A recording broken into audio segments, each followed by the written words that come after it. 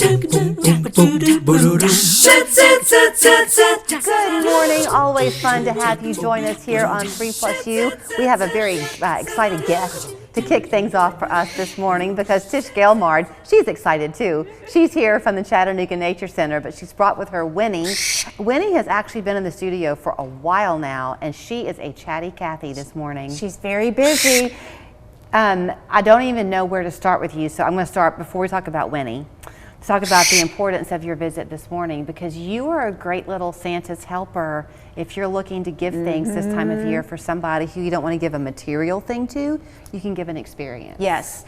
For me, experiences are so valuable, and it could be the experience for one person or it could be experience for your whole family.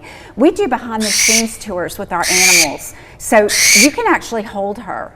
You could fly her to you. You could feed a fox. You could meet a hawk. You could have these close encounters with our animals and create this everlasting memory, truly everlasting memory. Well, and it's a good memory to create because they are one with us in a way. I mean, we are also a part of nature, and we've gotten into a lifestyle now where we're so separated from that that of course it brings an emotional tug when we reconnect. You're so right. That's really true. I think a lot of people, you know, they might look at nature and really think, oh, that's so cool, but they don't know a lot about it. And when you come and visit us and you talk to one of us, you learn so much about a particular species or a particular tree or plant. Well, educate us on her. So she's a barn owl? This is a barn owl, like the barn on a farm. And they're actually under management concern in Tennessee. Really? So we don't know how many of these birds there are, and it's something they are monitoring closely. They are endangered in some neighboring states. And this animal, she has an amazing superpower. This animal can hear better than any animal ever tested. Really? So she has this really cool facial disc. She's nibbling on my finger right now, looking for food. Would she hurt me if I did that? I'm not sure. Yeah, it's not worth taking the chance. Yeah. She has this really wonderful facial disc, and it's shaped like a heart. And that facial disc acts like a satellite dish to bring sound into her ears. And I'm going to see if she will let me show you her ear. So there is her ear. I've never seen that before. I don't know how long you can keep it. If anybody can zoom in on that. If you can hurry, turn her head a little bit. Let me turn it this way. Oh, I saw it, Winnie. Can you kind of see it? Yeah. Yeah, she lets us do this. Let's see if we can get in there a little better. There, you can kind of see it. Oh, wow. So, does it go deep? Yep. So they don't have, this is called pinna. And, you know, we obviously have pinna. They don't have that. They just have their hole in their head. And you can see it's very large. And their ears are asymmetrical. So she has one up that we saw high and one just under her eye that's lower. So I always ask the kids, what good is a lopsided ear? Well, if you're a predator, and you're sitting in a tree and there's a squirrel above you chattering, that upper ear is going to pick that sound up fast and quicker than your lower ear. And then conversely, if there's a squirrel below you chattering, that lower ear is going to pick up that chatter. So they're going to turn to the sound. How brilliant is nature? And triangulate the sound with their ears. And then they're going to take off. And remember, this is all happening within split seconds because that prey item's going to move. It's going to keep moving.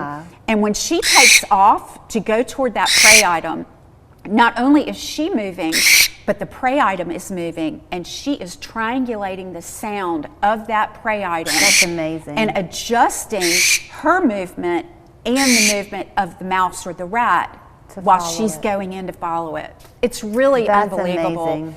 And her hearing is so tremendous, she can hear a mouse's heartbeat from 30 feet away. What? I know, you can't even fathom that. No, you can't fathom She's that. hearing all of our heartbeats. Yeah, it's really unbelievable. So she hunts with her hearing. She doesn't hunt with her sight. Does she, I know she's attached to you and to other people there. Do you think in part that is your heartbeat? More than anything, I really think she knows our voice. And I think, well, that would make sense. And I think she knows how we move, because if one of us opens a gate, she knows which one of us that is that's opening that gate. Really? So it's the way we move in life that she really understands. So in full disclosure, Tish has been here for a while, and don't do it, okay? But the reason Winnie is being so loud is she's hungry, or at least she knows that Tish has got a snack. So a minute ago, Tish reached in and gave her a snack, and I was fully expecting, a dried sweet potato or something. She's a predator, and it was a mouse. It was part of a mouse, because y'all have these shipped in for you. So that's why we're going to let her continue to chat, because we don't really want to show you that on TV in case your kids are watching. Since she's endangered or on that watch list here, is all the development that you see, housing developments and stuff, is that a problem for All her? that stuff drives me nuts, because these animals were here before we were, and we are encroaching on their territory. And what everyone fails to remember is these animals are doing jobs for us. Tell the story of the midge. The midge, the teeny tiny midge that is the size of the pinpoint on your pen, 3 millimeters. 1 to 3 millimeters. It is the only insect that pollinates the cocoa flower of the cocoa plant. We get chocolate from cocoa flowers.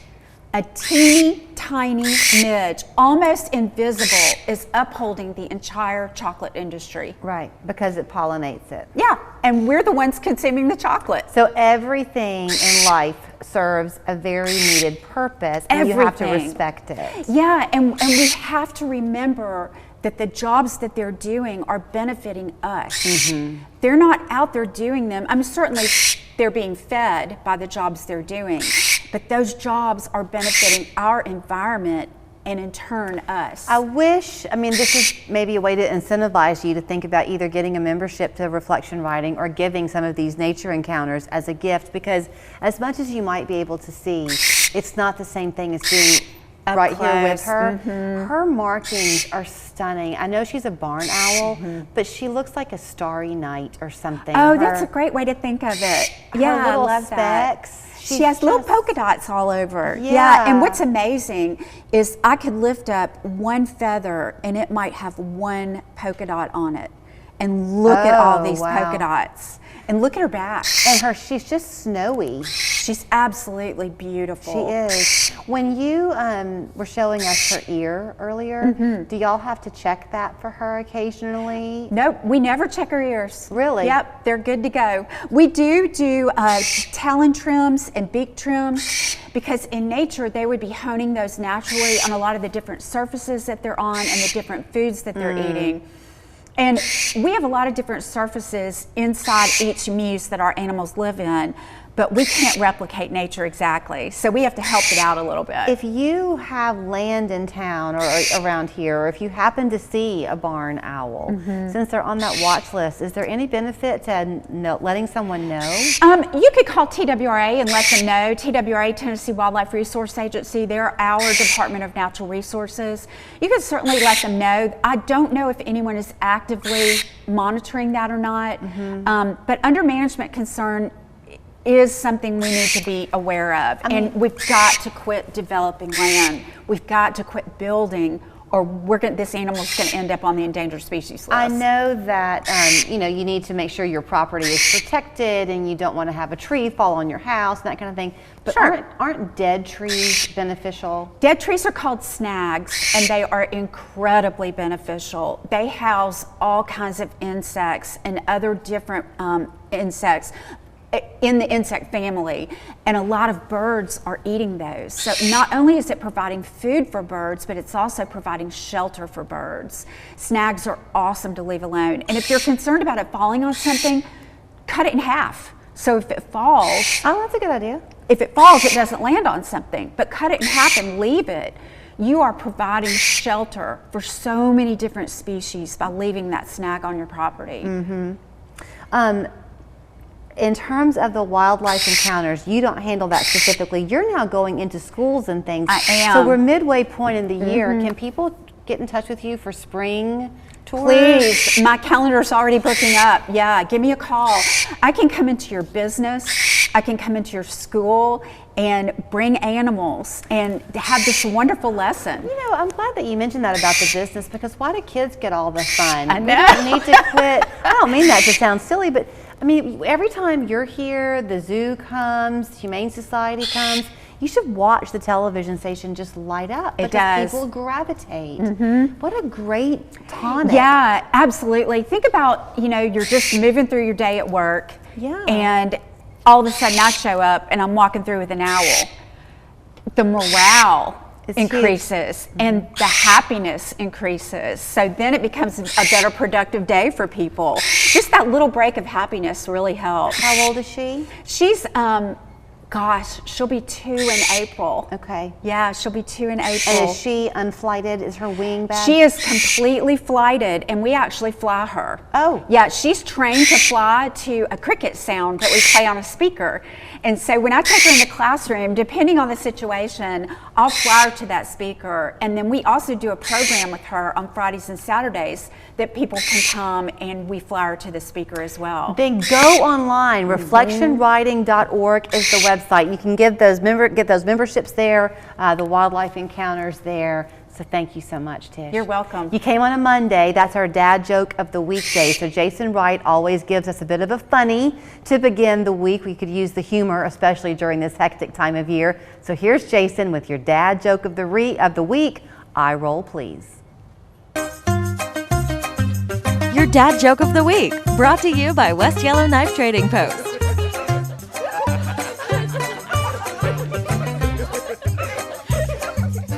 Hi there, and welcome back to this week's installment of the Dad Joke of the Week. My friend bought a dog from a blacksmith. As soon as he got it home, it made a bolt for the door. You know, what's a blue whale's favorite James Bond film? License to Krill. Thank you. Jason, come on, that was bad, really bad. Who writes these for you anyway, Greg? Anyway, for something good though, come to West Yellowknife in Dalton. You better get it when you see it at the knife. Thank you, Chattanooga! Thank you, Cleveland. Thank you, North Georgia! Because of you, our 39th Share Your Christmas Food Drive was a huge success. You can still help by scanning the QR code or donating at participating Food City and Walmart stores.